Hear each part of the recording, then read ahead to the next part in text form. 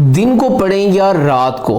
अगर आप दिन को पढ़ते हैं तो इसके दो फायदे हैं। पहला फायदा तो ये है कि दिन के वक्त आपका जो फोकस है वो अच्छा रहता है और आपके जो टारगेट्स होते हैं वो जल्दी ख़त्म हो जाते हैं। और अगर आप रात को पढ़ते हैं तो रात को एक फ़ायदा ये होता है कि रात को किसी किस्म की इंटरेक्शन नहीं होती, कोई शोर शराबा नहीं होता।